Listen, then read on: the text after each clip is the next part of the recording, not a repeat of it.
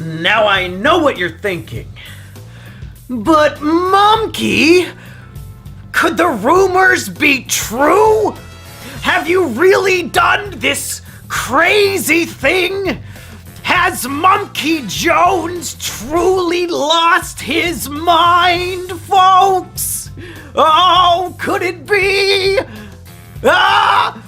Well, I hate to admit it, but yes, I recently made a horrible mistake that will have repercussions for a long time. I did shave my newfound facial hair that everybody was such a big fan of. Lou was coming to visit, and she said I should probably shave it, so I did.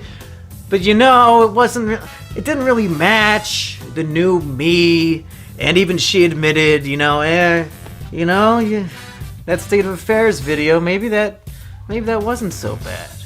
The whole, maybe you should grow it back out. So we're in the process. Unfortunately, it takes me, I think, 3 weeks to grow 5 o'clock shadow. And also a long time to get through this sentence. Okay, let's get into the real meat of this video, huh, folks?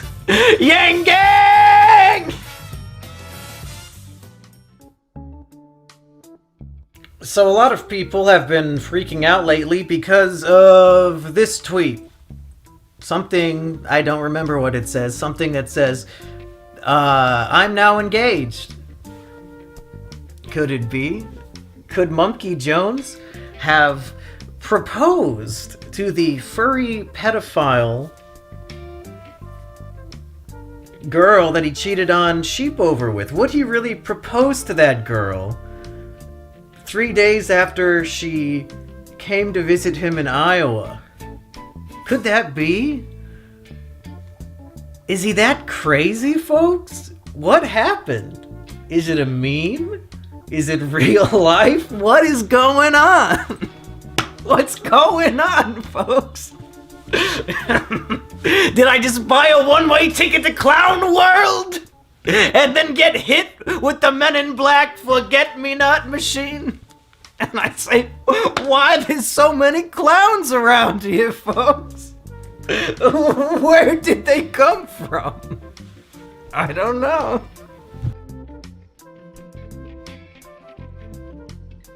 So, my life lately has reminded me a lot of my favorite season of Breaking Bad, season 4. And I think I'm at the Breaking Bad season 4 finale phase of my life right now, which means, if you're a big fan of Breaking Bad, you know season 5 is the final season. But the first half of season 5 is the glory days. It's Walter White taking back control over his life, and he's wildly successful. Everything goes perfect. It isn't until halfway through the season, when he has retired happily and he's made all the money he could ever need, and really he's tied up every loose end, but he he makes one fatal error in his pride, and Hank finds out, and the rest is the story of the downfall and decay of Heisenberg. But hey, at least we have 8 episodes of the glory days to look forward to, folks. We still have that. But let me tell you about how my recent escapades have related, in my mind, to season 4 of Breaking Bad, where we just have a lot of slow burn, slow build up at the beginning of the season, with shit like Marie stealing spoons from houses gets its own subplot in an episode, and all these different things. But the brilliance of all these different subplots coming to a head with Ted and the money, and still working through the affair, and all these different things are finally coming together for the most dramatic, brilliantly acted piece of the golden age of television history. the crawl space. Even if you've never seen Breaking Bad, you've probably seen the crawl space, even if it's from a video game donkey meme. The crawl space scene is iconic. First place! I'm first place, baby! I'm first place! Lap 3! This is the one! This is the one!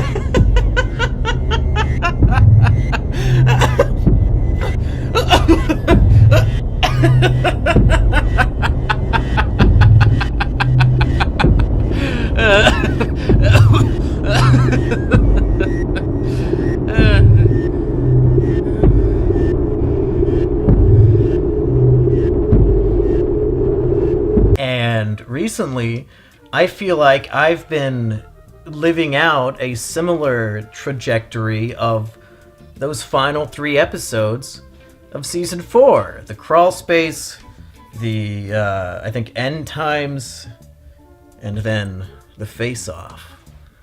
The big, epic, victorious finale of season 4, face-off. So let me just tell you guys the story of what's been going on, because like I've been saying, folks, this channel, these videos, it's all my story. I'm just telling my story and being myself. Some people apparently thought the state of affairs was supposed to be an apology video. I haven't watched it back, but I'm pretty sure I didn't say the word sorry once.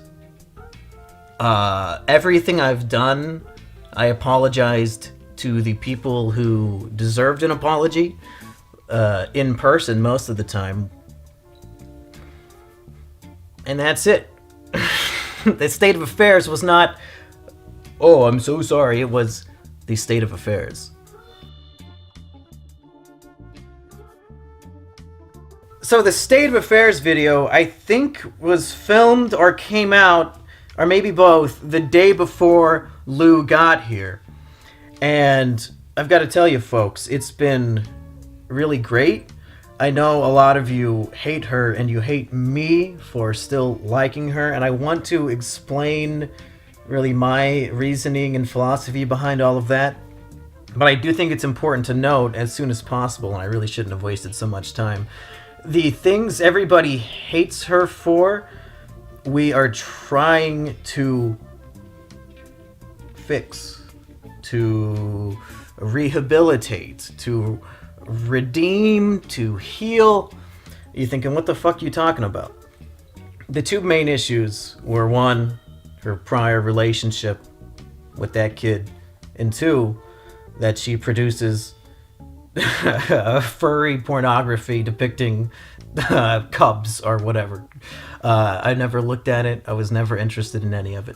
But she has decided she doesn't want to do the fucking cub shit anymore, so she's gonna finish up the ones that have already been paid for and then retire from doing any furry or sexual cub art or whatever the hell, because she really wants to just have a normal job, like working at a restaurant or something. So that's being taken care of, and she's dating me now, so I'm pretty sure she's not dating anybody else regardless of age.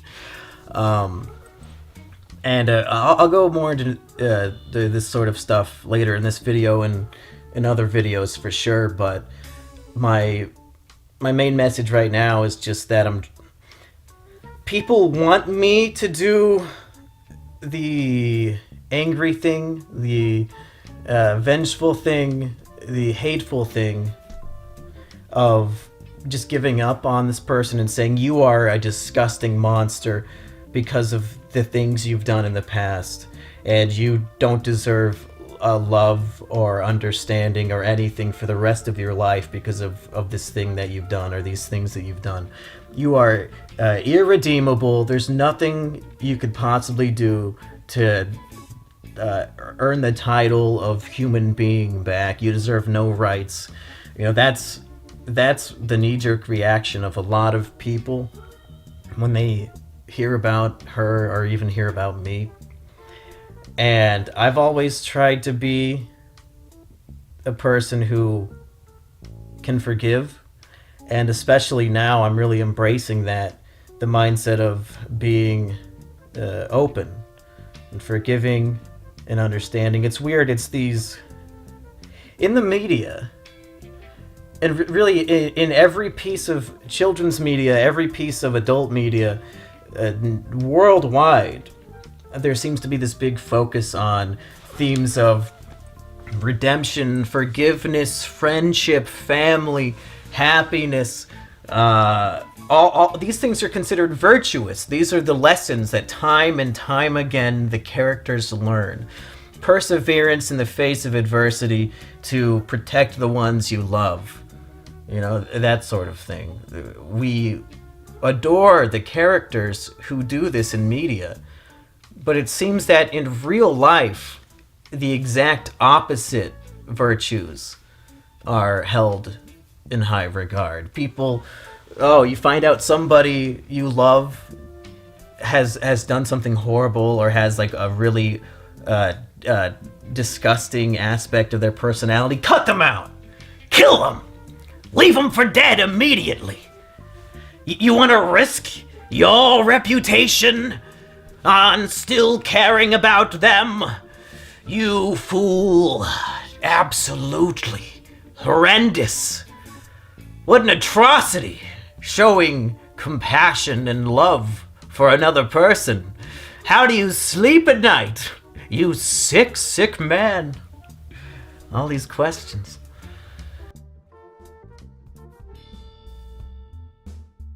Oh, the Breaking Bad thing. I forgot. I was explaining Breaking Bad and the engagement story. Everybody needs to hear it. We're getting so sidetracked. I've made a list of the things I need to talk about, and now I'm so excited to get to some of them that I'm hopping around. But anyway, here's how we arrived to my crawl space moment. I decided life is going to be what I want it to be. Just live the life you want to live. Pursue the things that make you happy and make them happen. And I feel as though being with Lou, who I call Ashley, I've never really called her Lou. Being with Ashley makes me really happy, and I want to give me and her a chance. And I want to see if we can get over some of her baggage and get over some of my baggage. And if we can't, it's whatever, that's life, it goes on. But I really wanted to give it a try. And after a few days of her being here with me, and we're having a great time, we're very happy together. We get along really well, and she's been here for like 3 weeks now, and it's just been great. But we have had a lot of long, deep, introspective talks, late at night when you're just hanging out with somebody and neither one of you can sleep because of your medication, and you're like really just in almost a lucid sense of mind because you're so tired. Like, you'll lower your defenses, and we would just talk and talk and talk and really get to know each other a lot. And after 3 or 4 days of her being here, we had a discussion where she came to the conclusion that she still had strong feelings for the 15-year-old, the teenager, who she previously was in a relationship with. And despite what he may be telling everybody, he is also, he's totally in love with her, and and everything he's been doing, he says, is so that he can be with her, and he was trying to get me away from her and OJ away from her, and he just wants her to himself. And he's been like blackmailing me and all these things, and it's really annoying, but I just ignore it because he's a fucking 15-year-old kid. And but yeah, she says, you know, I'm still really hung up on my feelings for him. I'm sorry, I know that's not fair to you. And I say, hey, I just want what's best for everybody. If you want to be with him, then we can't be together. So you decide right now what you want. Do you want to try to be with me, or are you gonna throw me away and everything here to pursue a relationship that I think legally you are not even allowed to talk to this person right now, or maybe even ever. And you know, we're getting to the crawl space moment, folks, because she has a talk with him, and after just a few minutes, she comes back into the room to tell me, I'm choosing him. I'm sorry.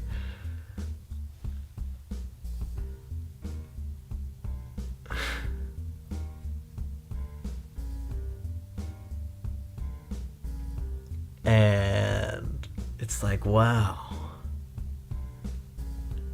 He must be some fucking guy.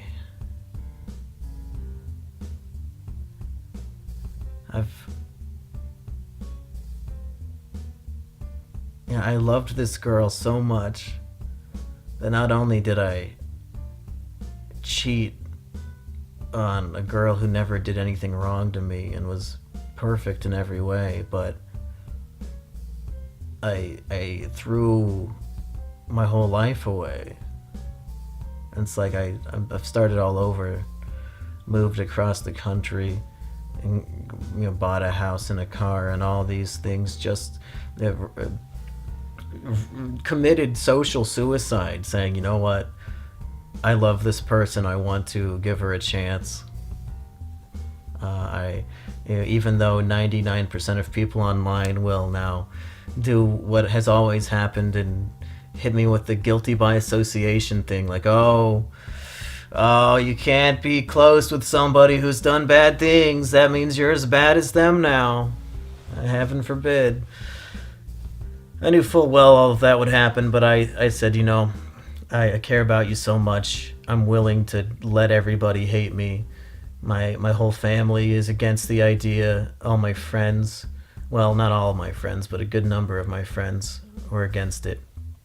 Just everybody down my throat giving me shit day in and day out for still trusting and caring about this person and wanting to try to make them happy and try to help them in their life. And after a 5-minute phone call with a 15-year-old, you decide you would be better off with him instead of me.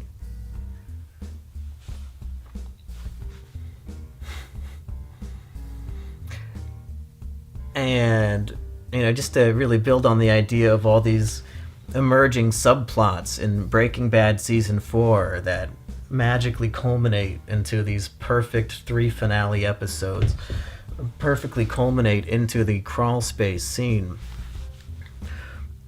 In the 10 days or so, or maybe 2 weeks that I lived here before she came to visit, I was at definitely my lowest low. That was right before I filmed the State of Affairs video.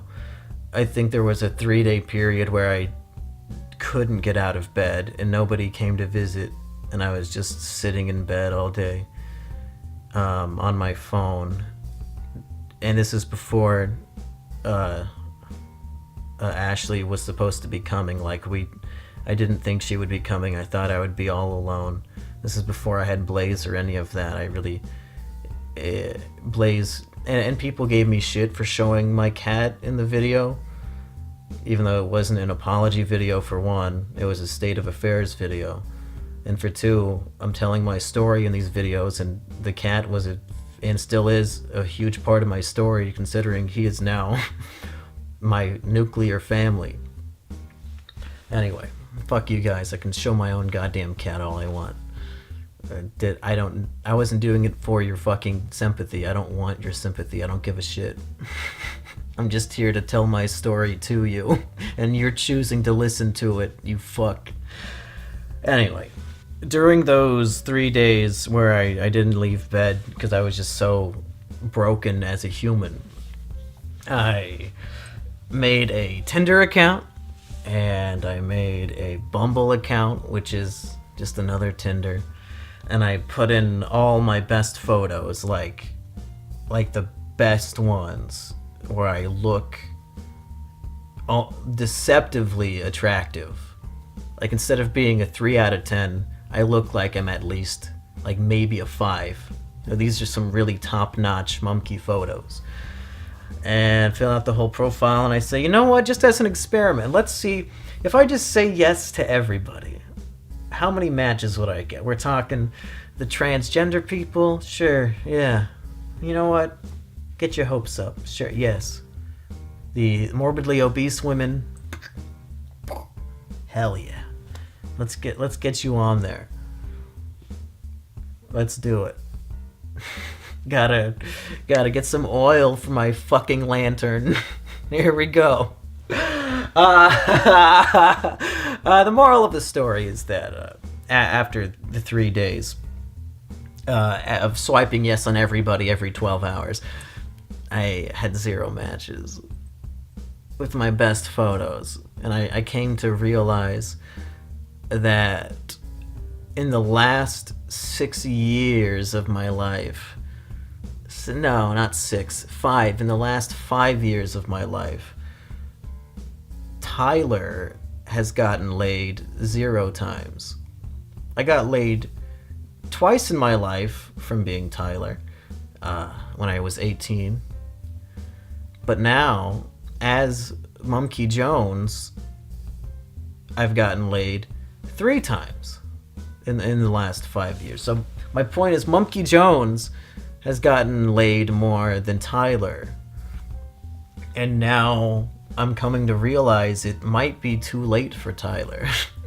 3 days of constant swiping and getting no matches. I think maybe only Monkey Jones can find a girlfriend. I don't think Tyler can. So, with that in the back of my mind already, and now this girl who I've sacrificed everything for, and I know that's, woe is me, I'm such a victim, I don't mean it like that, I'm just saying matter-of-factly, like I feel like, I gave up a lot, especially my reputation, just because I wanted to be with her, and now she wants to be with the child instead. So I did what I usually do in these situations when I'm alone, because she went to the other room. I went and sat down in the shower, and I said from the medication I'm taking, I haven't been able to cry anymore, and up until that point it was still true, but the culmination of everything and me sitting naked alone in the shower at that point, as it all hit me of exactly where I was in my life and how there were no more plans. There were no more backups. That was it. That's what I wanted. That was my last ditch effort to be happy. And it had exploded so spectacularly in my face that I actually started laughing. And that was my crawlspace moment. Walter White laying there. Where's the money? I gave it to Ted. You gave the money to Beneke? The phone starts ringing. Marie says, "Oh, the DEA's here. They're gonna kill Hank." And Walt's laughing fucking hysterically, because he realizes it too. It might be a manic moment, but sometimes your life becomes so impressively fucked. Like, it took a Breaking Bad full writing team to get Walter White that fucked. And it was so impressive that the character couldn't help but laugh. Like, it's an absurd level. The level of absurdity of his fuckedness is so astronomical that it's funny. And I felt that in that moment, coming to terms with exactly everything that has been happening and where I was at that moment. I couldn't help but laugh through my tears. It was a good one. And after it subsided and the emotions, you know, I let the emotions out with laughter and with crying, and I think that's a good thing. You should, if you can cry, you should definitely cry, whether it's in front of other people or alone. I think it really does help. It gets some of the emotion out.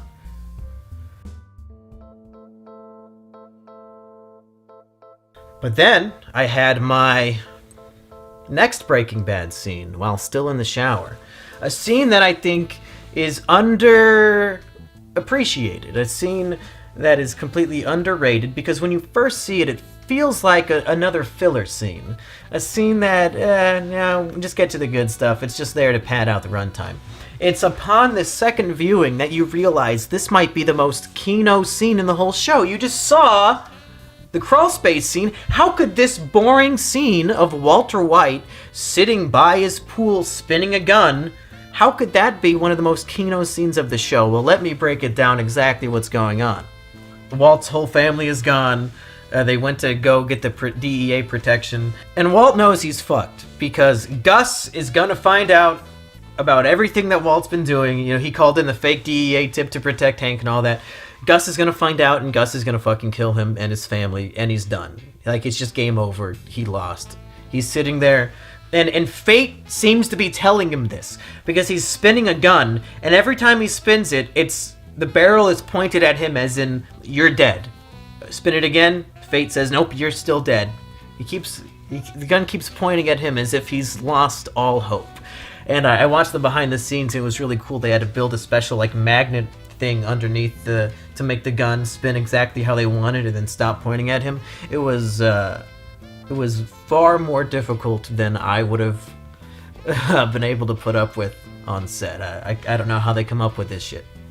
But then he spins the gun one final time, accepting his fate, but this time the gun isn't pointing at Walt. It's pointing at a potted plant in his backyard, and he looks at it. And little do we know, because the scene then ends, little do we know, Walt just was struck with genius, with the master plan. This is his Lily of the Valley moment, where the Kaikaku is birthed. The barrel of the gun is pointing at his potted plant of Lily of the Valley. And Walt clearly knows what it is because he has a potted plant of it in his backyard, and he sees it, and he realizes he still has an ace up his sleeve. And while sitting in the shower, I just sat thinking, head against the wall, water pouring down on me. And I had my Lily of the Valley moment. I realized this can't be how it ends. If I want the life I want to live, if I want to be the person I want to be, this is how I want it to be. I want to be with her. I love her. I want to stop her from making mistakes. I know she's capable of being a better person because I know she's a good person who just makes mistakes a lot. And the only way anybody is going to be able to give her the love she needs is to be able to put up with lots of mistakes and lots of... You've got to be willing. You've got to truly love that person to be willing. And that's how I felt. So I thought, here's my Lily of the Valley. here's my final gambit. Here's all I can do. I'm gonna sit down and talk to her, tell her how I feel, say I think it's a mistake for you to be with him. I can give you what you need. I can love you. I can be there for you. You know, I know you feel the same way about me and you're just really confused right now. And I'm so willing to prove this to you that if things are still working out, if you stay with me and things are still working out and we're still happy and there's no problems and we get over all of this baggage a year from now and everything's good, then I want to marry you. So yeah, in a roundabout way, it is a proposal, but there's no marriage date set. It's more of a commitment to take the relationship seriously and say, hey, there's not going to be any fooling around or any funny business. Let's just be together and be happy, because I know we can, and just not worry about, you know, infidelity or other people or anything like that. Let's say that we're engaged and be serious about this, and then in a year, if it all works out like it should, then yeah, let's get married. Why not? Why not? You know? And she thought about it and she heard me out and she said, yeah, you're right. And we've talked a lot about it, lots of in-depth conversations in the last few weeks about it, and we've really come to terms with it, and we're like, yeah, no, that it makes sense for us.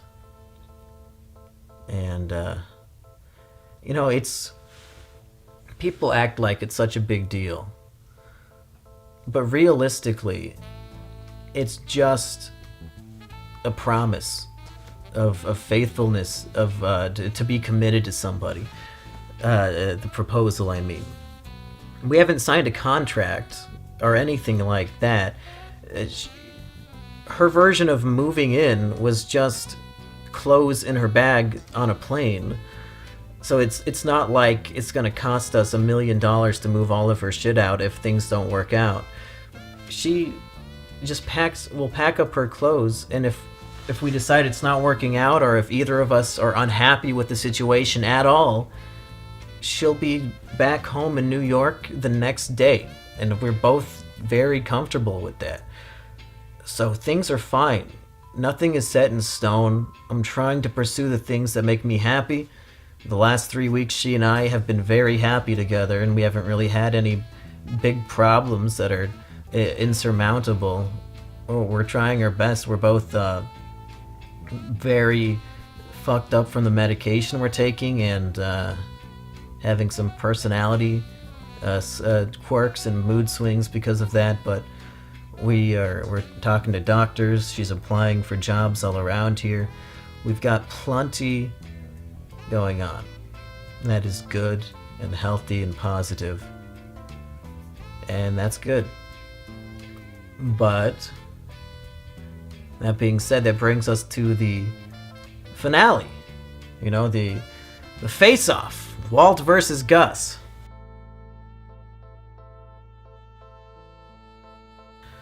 And I guess, in a way, the proposal, you know, my lily of the valley, my bomb, that's what won me the day. And she wants to be with me and nobody else. And I feel the same way about her. And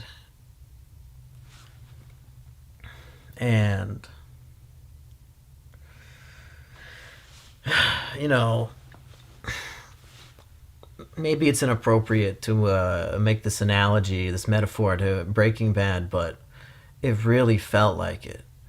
That scene at the very end of season 4 when Skylar is watching the news at Hank's house, seeing about the explosion. She's finding out from social media, or from just media in general, what Walt has done. And she calls him on the phone, horrified, in tears, wondering who she's even speaking to. She doesn't recognize this man anymore. This used to be a person she loved so much, and now she's finding out about this crazy thing that he's done from the news. And she's just so scared and confused, and and and doesn't recognize the man she once loved. And all he says back to her is, "It's over. I won." And I feel like when the tweet came out about the engagement and everybody was freaking out, and Sheepover and I talked on the phone, it felt very similar to that conversation between Skylar and Walt. And she's very clearly hurt and unhappy with everything, and I've been trying my best to be kind to her and to do what I need to do to just make everybody happy, but at this point there's nothing I can do.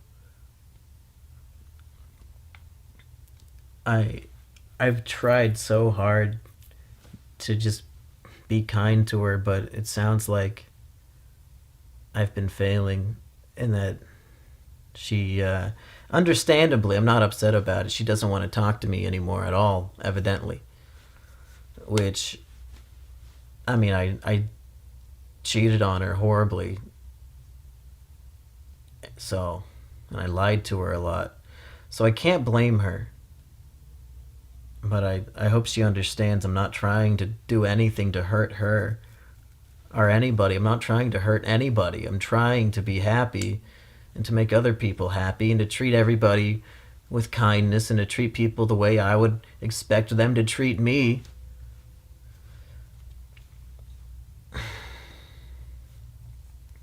But you can't do everything.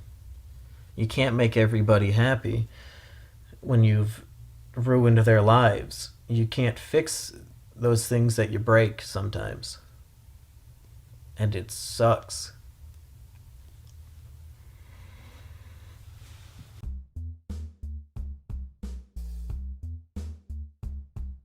So yeah, my point is, I believe in redemption. I believe in second chances. I believe that people can improve. And really, the definition of love and family to me is a person who you would never give up on. Somebody who you will always be there for no matter what. That's what family is supposed to be, right? Like, the people you don't choose to be in your life. Friends are the people you choose. Friends are the people you can get rid of. But family, that's supposed to be permanent. That's supposed to be everlasting love. Family are the people that, yeah, you fucked up, but you're my family, which means I still love you. And because I love you, I want you to get better. Right? Isn't that the whole idea? When somebody fucks up, you don't abandon them if you love them, because you want them to get better. You want them to be a better person. And I want to be a better person.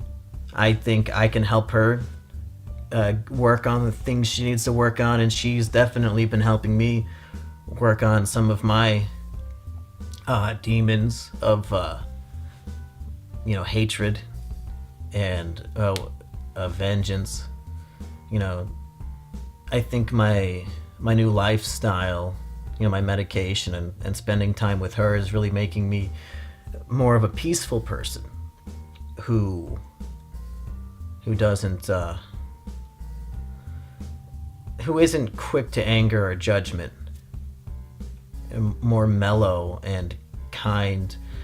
And I'm trying my best to be the same person with everybody. And you think, well, Monkey, what the fuck does that mean? What do you mean be the same person with everybody? I have come to accept at this point that every conversation I ever have will probably be leaked publicly, right? Every DM I ever have with anybody online, on any website, any email, it'll probably be leaked. Everybody leaks everything. There's no concept of privacy anymore. There's none. So I've decided just to reduce all stress and all anxiety, just be the same person with everybody. Don't say anything that you wouldn't be comfortable getting leaked. And that's not going to work for everybody. Definitely not. I know that for a fact. But I think it's going to work pretty well for me. Because, yeah, if I'm just genuinely being myself with everybody, why would I be upset that people see who I am? You know? I think the problem you might run into is that when you try to do these, what are they, pragmatics or something like that, where you act like a different person depending on your environment or who you're talking to. Like, you're not the same person talking to grandma as you are talking to your boss, as you are talking to your dog, as you are talking to your girlfriend. Like, you have these different compartmentalized personality things in your brain, and depending on who you're talking to, you code switch, you flip the switch, and you adapt your personality. And I think the problem I would run into is that certain people I assumed I could talk to in certain ways that I thought they were comfortable with, and 99% of the time they are comfortable with, and like they're in on the joke, or you know, they get it. They know I'm not being inappropriate. Like, this is just how these two people communicate. And then obviously, you know, you code switch. Like, I don't talk that way to everybody. It's just some, you know, when you have a certain kind of relationship with somebody where you know you can just say or do anything to try to make them laugh. And then the problems that arise are when those conversations, you know, when they get leaked, or people hear about them through the grapevine, or even the person you were talking to, it turns out the 1% of the time when you were wrong and they actually were misinterpreting your intent, because it's a fucking text message, and you can't, it's hard to tell somebody's joking unless you really know them. So when those things get leaked out and you look like a horrible monster. Nobody cares about context. In their mind, there can't be any context. So my solution is just to always be a person that I would be proud of having anything be public, right?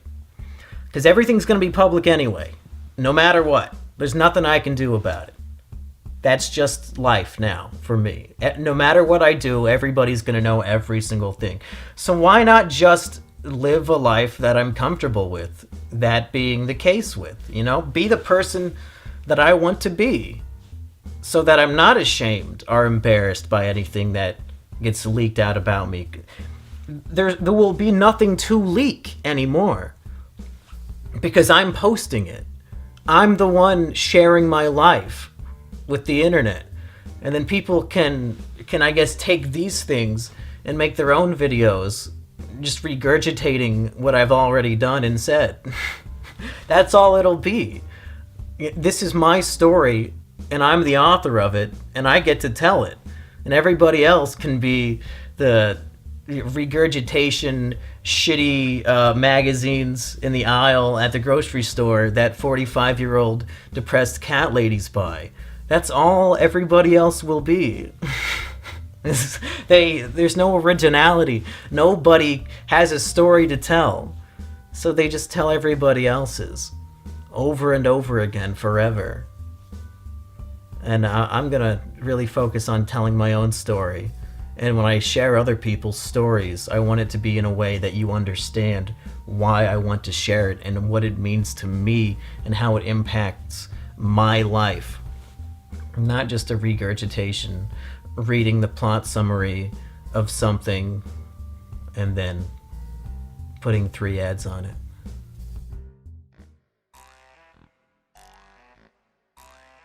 Anyway, back to the right order of things to talk about. And the next thing on the list, unfortunately, is you might have seen that my dear old brother Patchy has been weighing in on the situation with tweets and Discord messages expressing his discontent with my situation. And he said as much to me through text messages.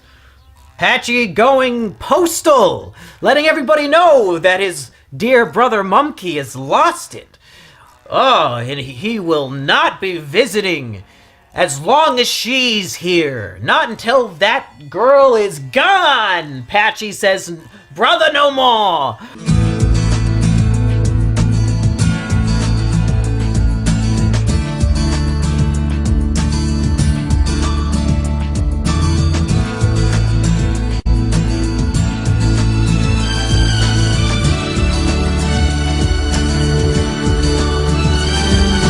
Brother, my brother, tell me what are we fighting for? There's gotta be so much more. So, yeah, my family wasn't very thrilled about the news of the proposal, or even the girl being here at all. I never expected my brother Patchy to talk shit about me behind my back on the internet.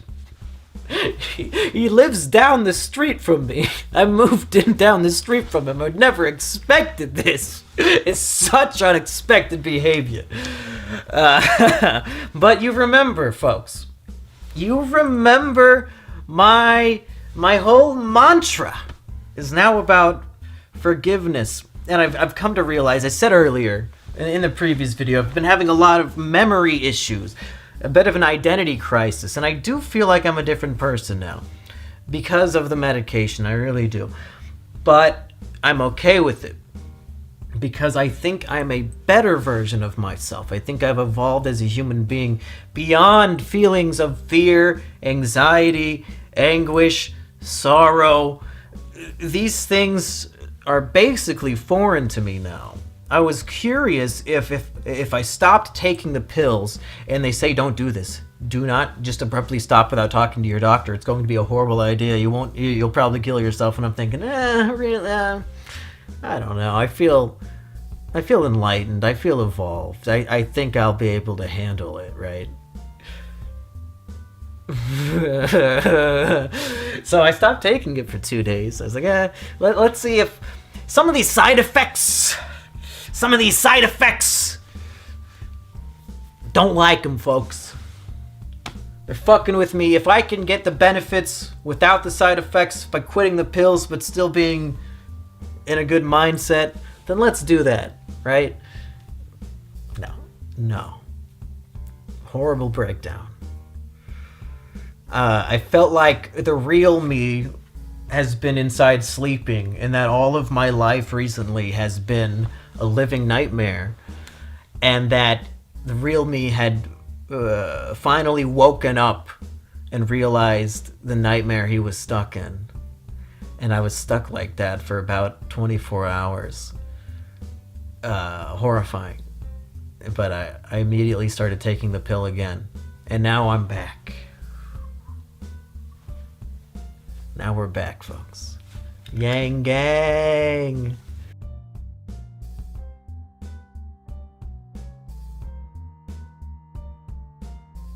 Anyway, my point.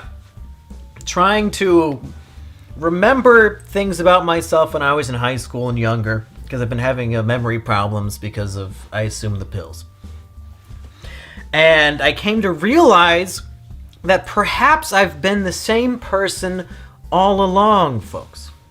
Perhaps I've been the same person all along, because I'm acting like this newfound sense of forgiveness and love and having such a powerful love for somebody, family, friend, romantic, whatever.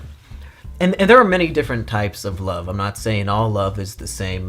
The love you feel romantically might not be this family sort of love. I'm talking about like the love you feel for a family member, somebody, the way that Vin Diesel would describe family in the Fast and Furious movies, where they're not his blood relations. These are the people who mean so much to him that they're like his new family, and he will do anything for them. When Letty, or whatever her name is, she's brainwashed and trying to kill them, does he ever give up on Letty? No! Because she's family. He loves her. And he does everything he can to save her and to fix her because he knows she's good. And then in the later movie, when Vin Diesel now has to be the bad guy because of blackmail or whatever, the family doesn't give up on him either. They always believe in him. You see, folks, that's what I'm talking about when I say love and family. That's what it means to me.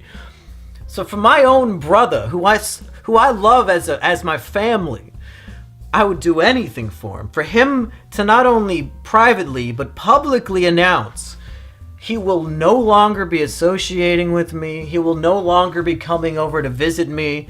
He will no longer be there for me as long as I'm with this girl. That is a heartbreaker for me. Because there is nothing that he could do that would make me give up on him. You can find this on YouTube. I watched this with Rusty.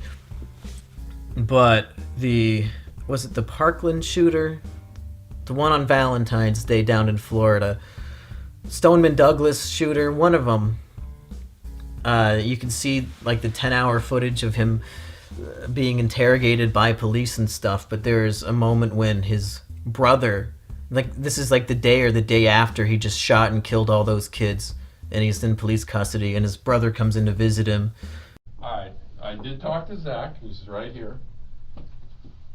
Okay, listen up though. If you want to talk to Zach because of some of the things you said, I'm going to have to sit in the room. I'm not going to talk to you. I'm not going to ask you any questions, but I can't leave you two alone because some of the things you said about harming yourself. Yeah. Do you want to talk to Zach? Yes. Okay, Zach, have a seat. And again, I'm not saying anything at all. So. What do you think Mom would think right now? She'll cry. She would cry. You're people think you're a monster now.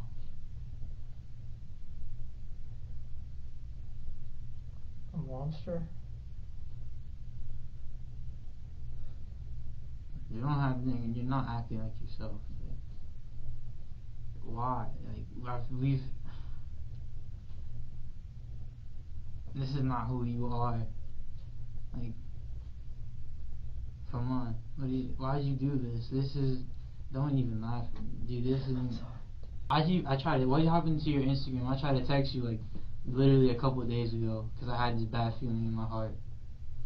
Remember we were walking down the hallway and I told you? You don't remember. You probably don't because you just did some fucked up shit.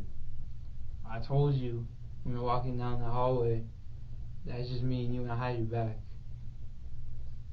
Alright, I know you probably feel like you have nobody, but I care about you. I literally would pour my heart out for you. I know I make it seem like I didn't care about you at all. I know I made it seem like when we were growing up that I hated you, I didn't like you. But truth is, I just didn't want to look like I didn't want to look weak. I love you with all my heart. Like I will tell you, I'm telling you right now, I love you. Alright, I know what you did today. Other people look at me like I'm crazy for even. And I don't care what other people think. Like, you're my brother. I love you. I want you to. You can't. How you? Can I hug him? Yeah. As long as you do. I mean. Dude, I love you too, bro. I know what you've gone through, bro. That's okay, bro.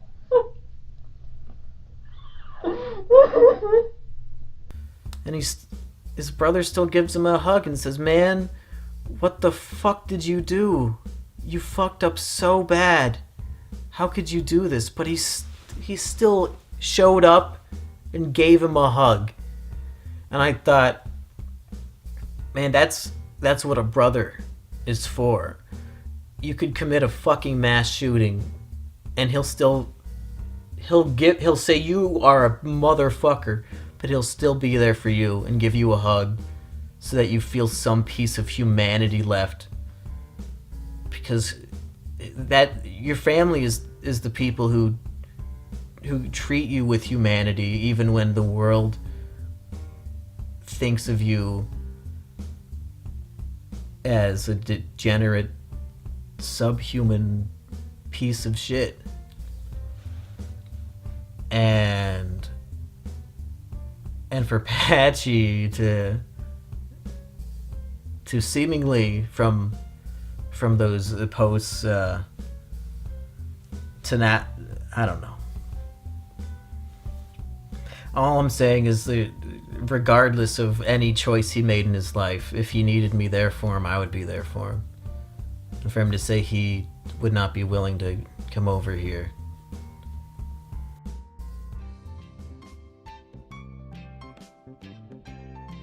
Well, that brings me to the uplift. I don't want this to be a downer video. This is an uplifting video.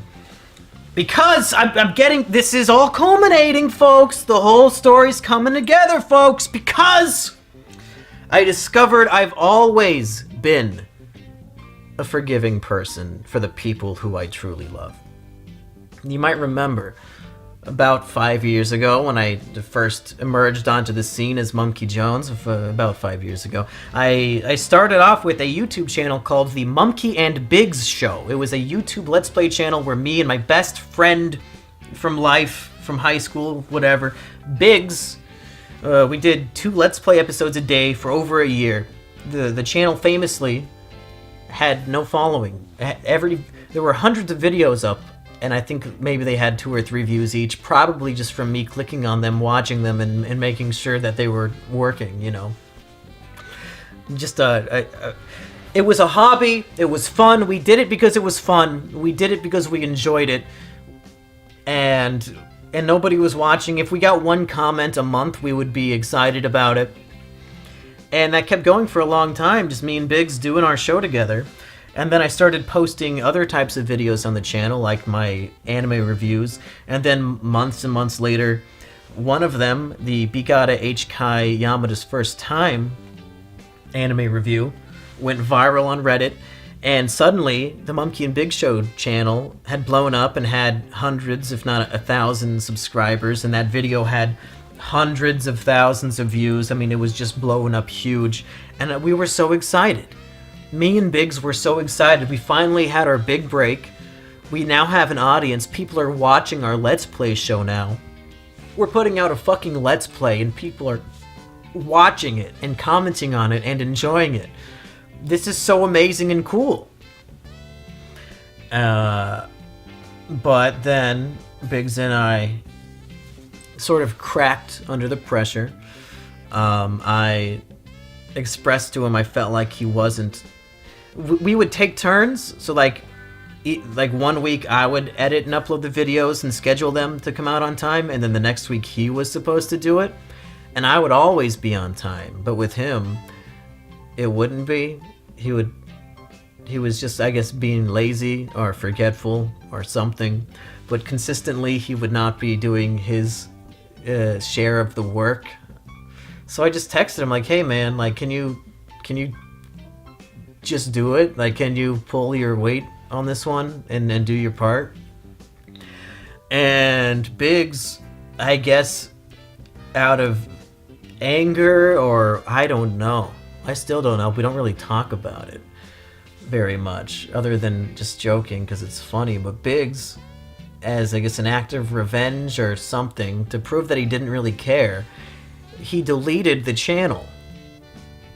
And that's a Susan level event, you know, in the Monkey Jones community, folks.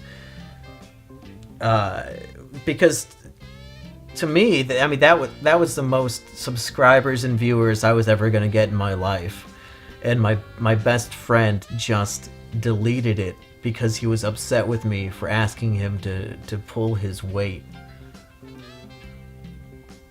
And it was absolutely heartbreaking, because it's like, well, I went viral and now I have to start all over again. I had a video with 500,000 views that is now gone. Like, how am I ever going to recover from this? And yet, despite how heartbroken and sad I was, when I called Biggs on the phone to find out what had happened, and he confirmed to me, yeah, I deleted it. So what?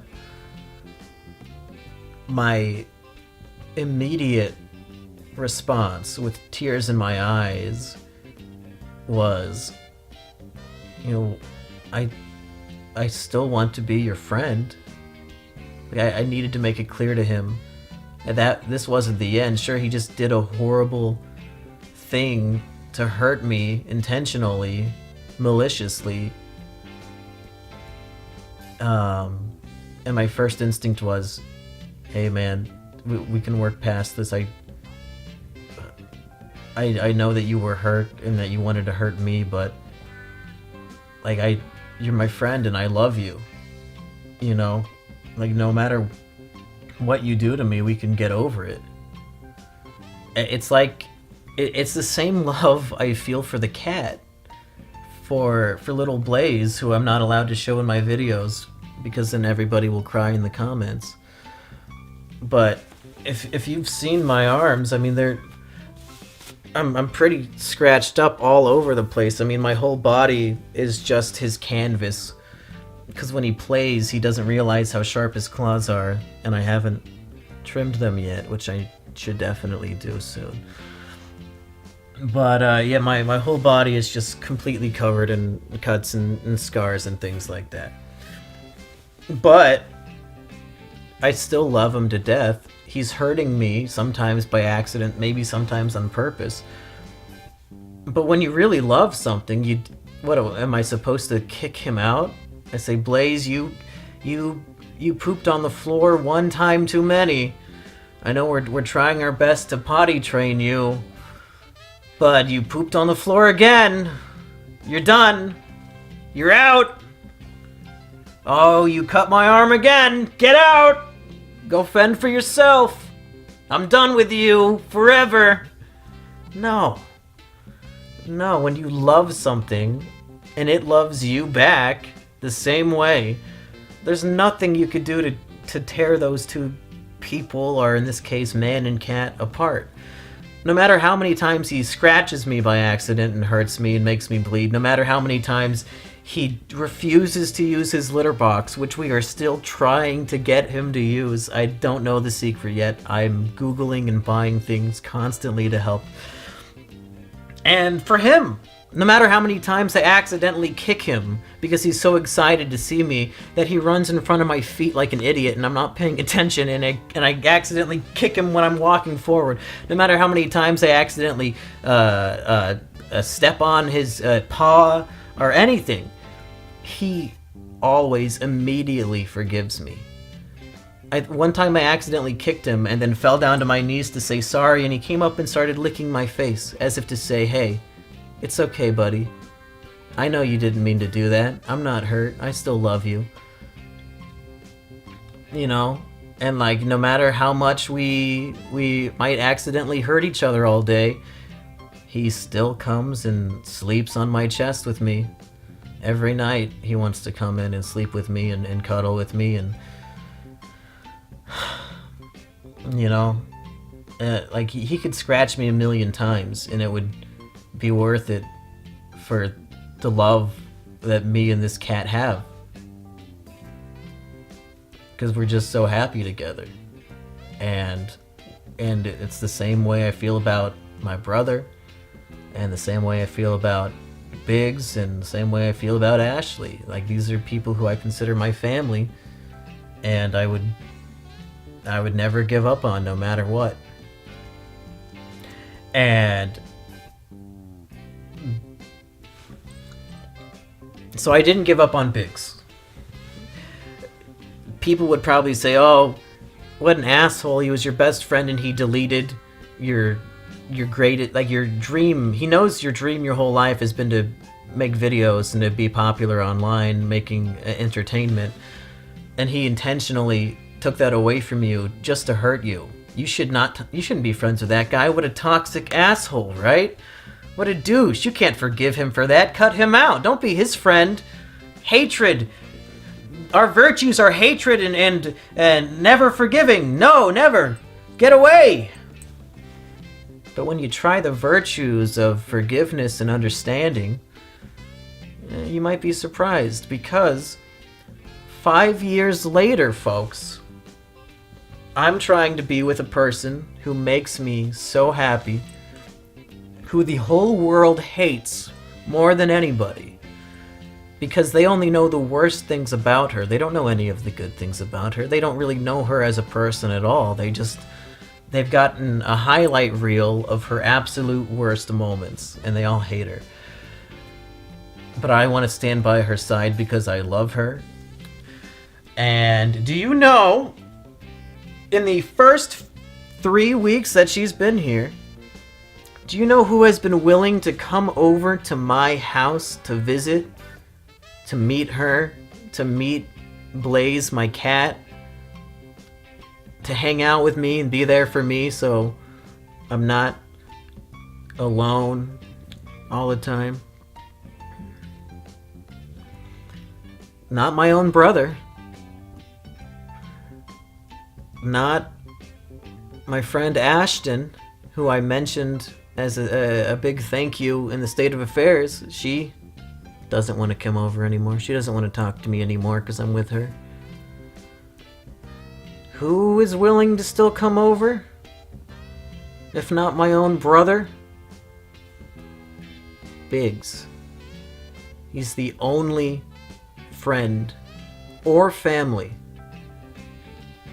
that was willing to come over, be friends with both me and Ashley, be kind to both of us, not judge either of us for the things we've done, just be there as a friend. And a lot of you would have probably abandoned him 5 years ago. But I didn't. I held on because he was my best friend, and I can forgive people even when they're not sorry. Because I know what it's like to do something horrible and to just want forgiveness, or to not understand why you did it, or there's just so many factors, and I think there's no use in being upset. It doesn't fix anything. It just makes me feel worse and them feel worse. So the biggest favor I could do to both myself and to other people is to just forgive them and don't let the hatred and anger fester inside me at all. Like, just immediately live with it. Like, okay, I guess I got hurt by that, but whatever. I'm over it. And I really don't feel that much pain anyway from the pills. So, if you learn anything other than that I'm crazy now, it's that you should really, really consider a life of forgiveness rather than vengeance. Because you never know. The people who hurt you one day, 5 years later, might save your life. And what's the use of making so many enemies? If somebody doesn't want you in their life, then so be it. You can try to fight for them, but if they really don't want you there, you can't do anything about it.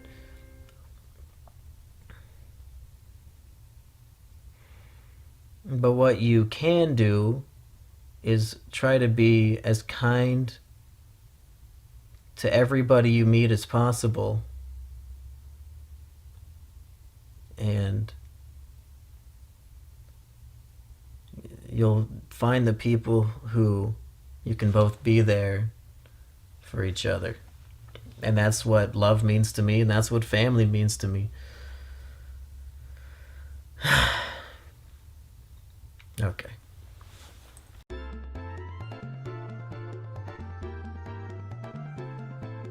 Alright, this video is probably like 4 hours long, so I need to stop ranting about this dumb shit and announce a bunch of stuff. I got a lot of things. We're having a big comeback. It's not going to be just vlogs like this that are 2 hours long. I've got other videos that are hours long for you that are scripted and all that.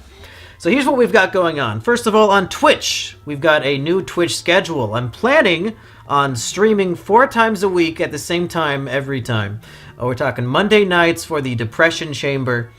What else? Wednesday nights, the Mumkey and Biggs show is coming back. That's right. Biggs is going to come over every Wednesday night. We're talking late night because he's getting off work.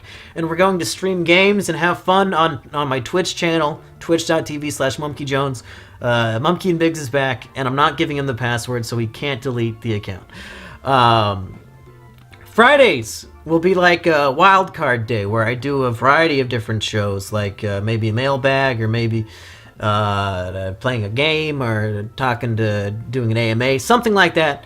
And then Sundays are going to be, I think, 1 p.m. Eastern time stream. So that'll be like maybe Fridays too will be during the day stream. But Sundays will be the podcast stream where every other Sunday we will be recording a new episode of Is It Kino, and then the alternating every other Sunday, Florian and I will be recording a new show that I don't know if it's really a podcast or just a stream or what it's going to be, but we thought it'd be fun to do a comedy show every other week together about politics, and we want to do it live. So it'll be like making fun of the news or making fun of just political memes and stuff like that. Just an hour or two of me and Florian having fun talking about the latest events on Twitch. I think it'll be fun.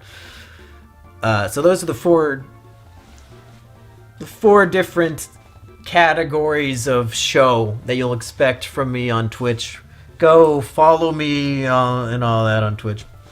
On YouTube, we're going to start uploading some top quality content, folks. I've got so many video ideas planned. I'm going to try to do like 1 or 2 videos on this channel every single week, if not more, if I just have so much going on.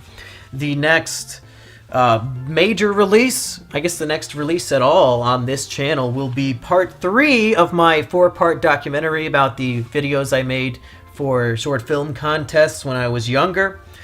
The next one, which is the longest one, it's like, I think it's over 50 minutes long at this point.